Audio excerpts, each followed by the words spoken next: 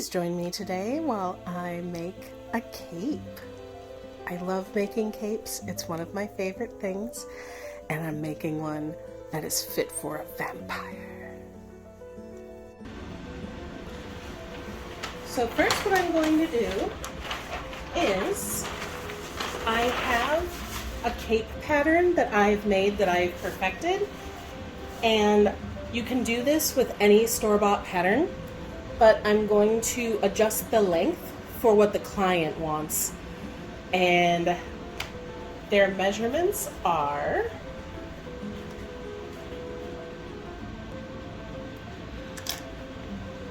the length that they want is 35 inches.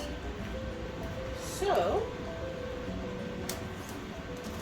I'm going to measure the length, center front, from where the neck is down to 35. And we're going to go across like this. Just mark it.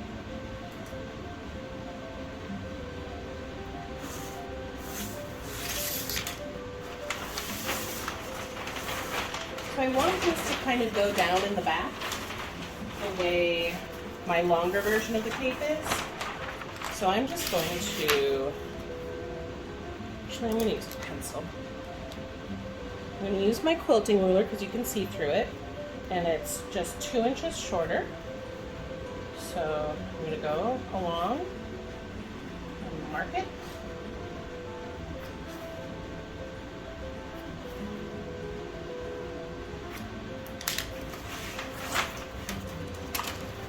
And I use a half-inch seam allowance.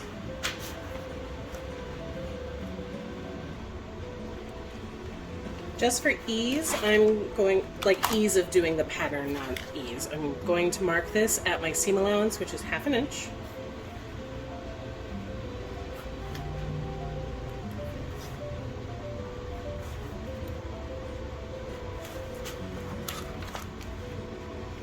Now I can just eyeball this when I'm on my own, but I definitely recommend not doing that, just so you can have a consistent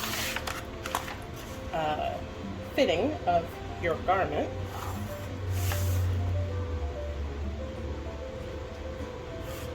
I'm going to take my back piece, and I'm going to do the same thing. Flip that over.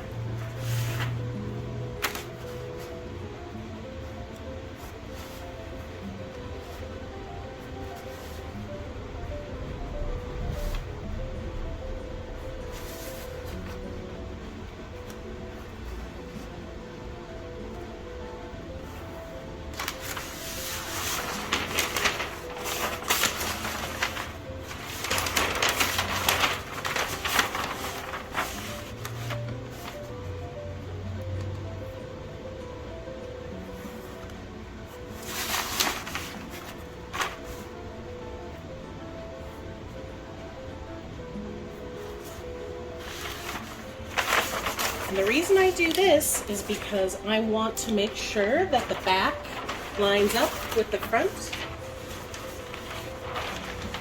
And how I do that is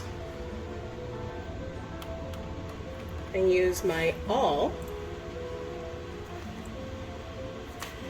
and I line up my seam allowance.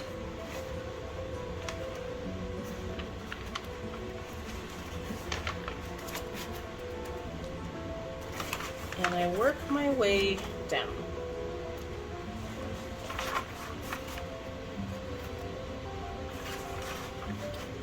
Now, this is a lot easier when I've just draped something, so I can just use like a pin or something with my muslin. But with the paper, it's a little bit harder to see through because I'm using pencil and not Sharpie. Don't use Sharpie until you know what you're doing.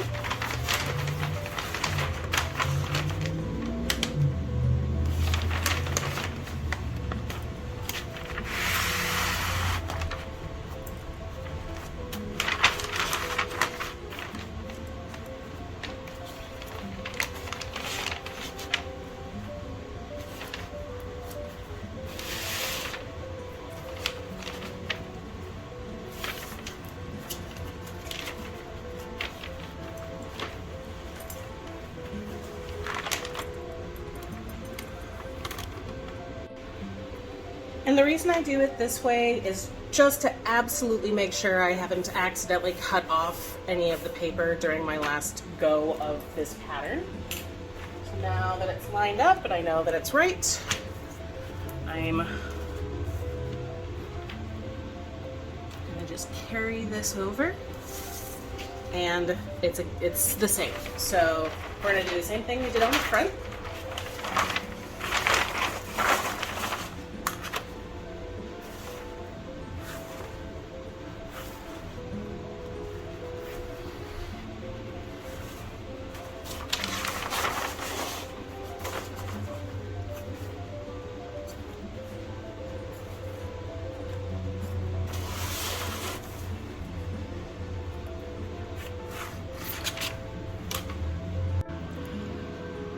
The pattern I have is for this size 18 dress form, so I'm going to need to adjust the center back for this size 2.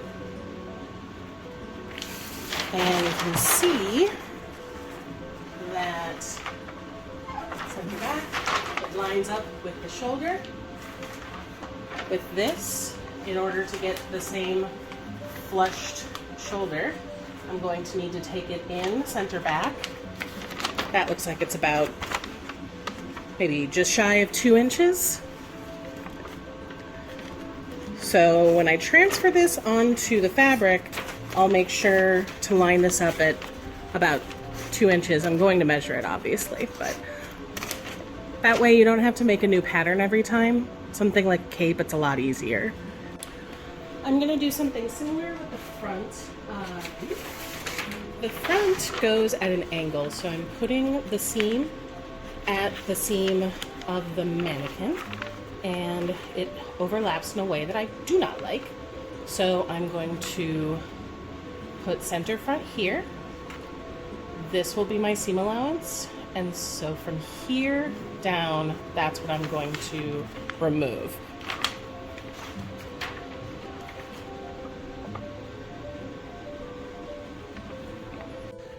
Now for my client, I wanted to make sure that I didn't do anything that was too femme, even though there's like so many good silver florals.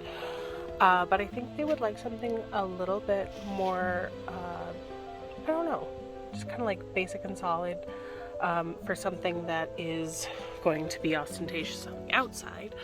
So I went with this nice shantung in silver. So that'll be the lining. Since I don't want to alter the pattern the way it is, I'm going to use transfer paper. And you're going to want to put this under the pattern where you marked it. So right there.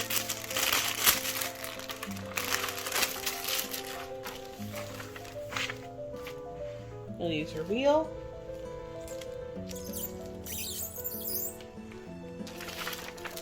You'll get your mark. So I'm going to do that all the way around, and then I'm going to cut out my pieces.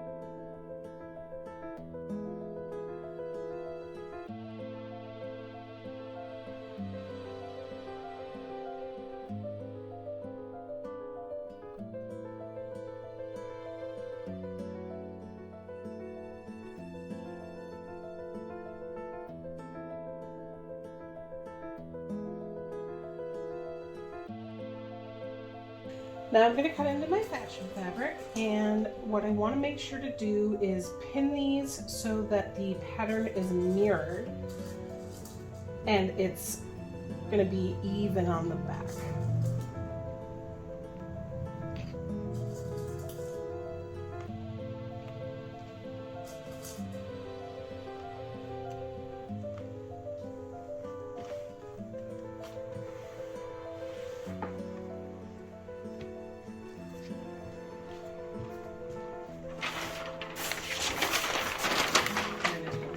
thing here that we did on the lining, which is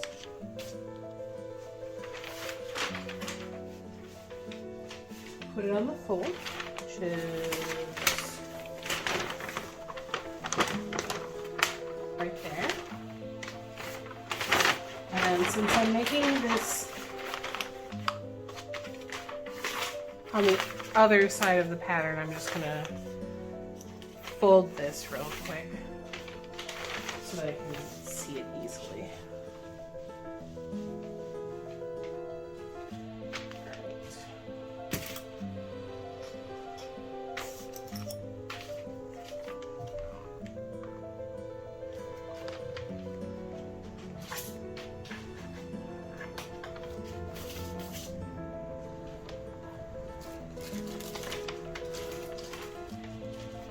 And same as before, I'm going to use the marking paper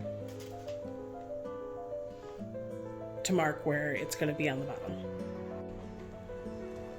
Now usually I would just fold it over and do my two pieces folded over, but because I want this to be mirrored on the front, I'm going to do them one at a time. So I'm going to do the first one like this, and then I'll take the next piece, put it on top of the other piece, and that way I know for sure they're mirrored. I'm going to take my piece that I already cut out of the other side, and I'm going to put it down on the other piece, and I'm going to match up the pattern.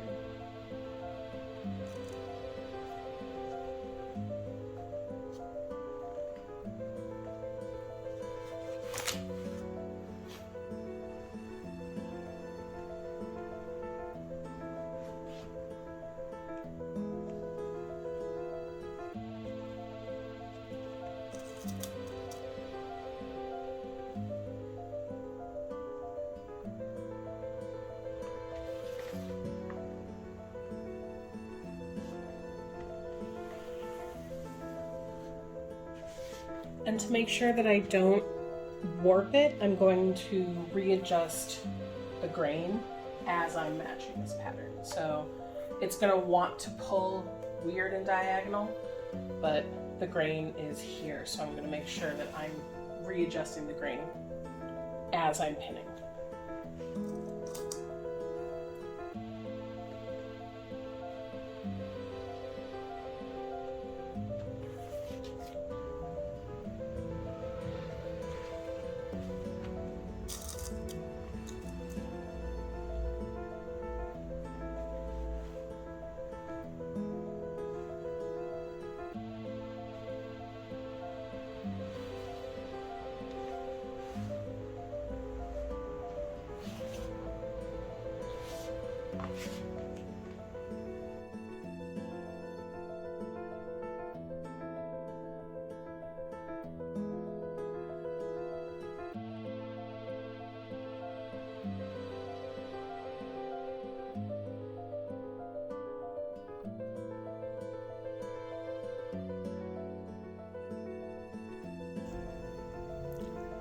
Now it's time to sew everything together.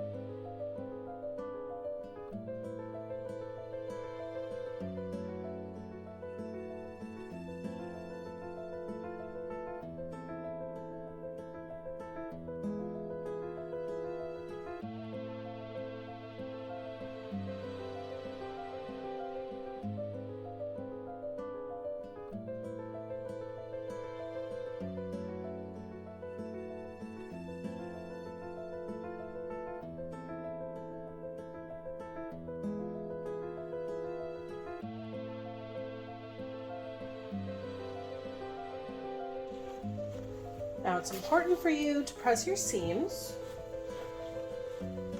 It absolutely makes everything lie flatter, so do not skip this step. Use steam. It's like when you put water in your hair to reset the style. It's a good way to reform the fiber.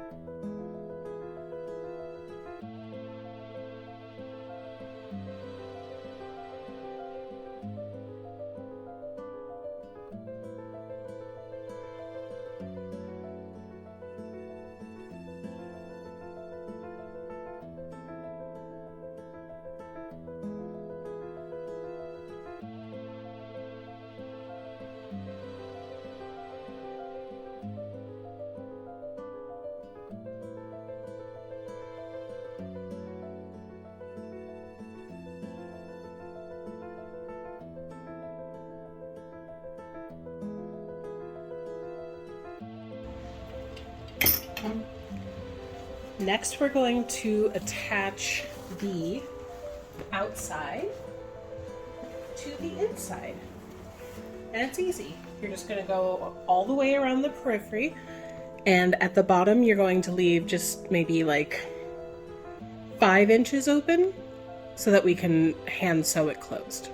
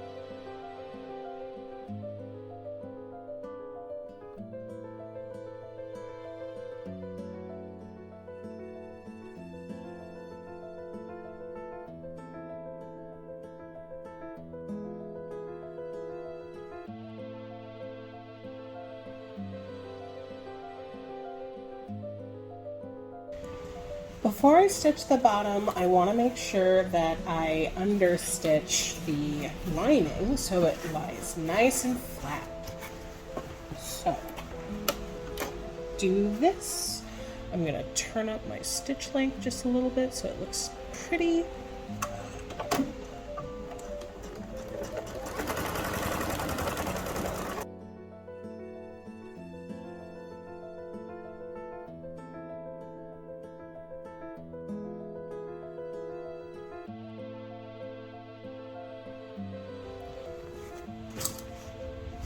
Everything's been stitched all the way around, and I'm just gonna clip my curves a little bit.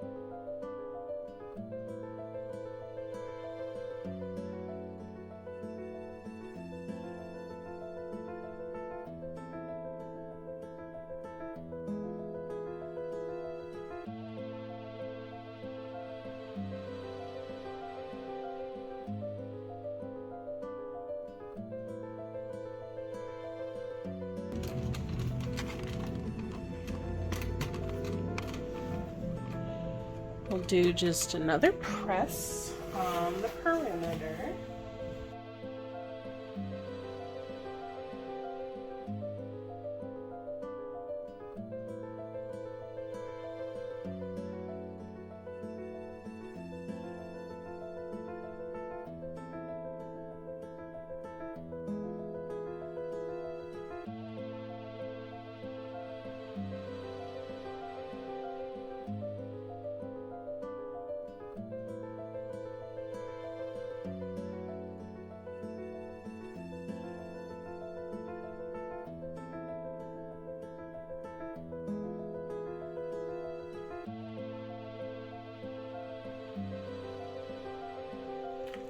And there we have it, my friends. A beautiful, decadent cape fit for a vampire, a prince, anything you can think of that needs a decadent cape for Halloween. Thank you for joining me while I worked on this. Oh, look at that. See you next time.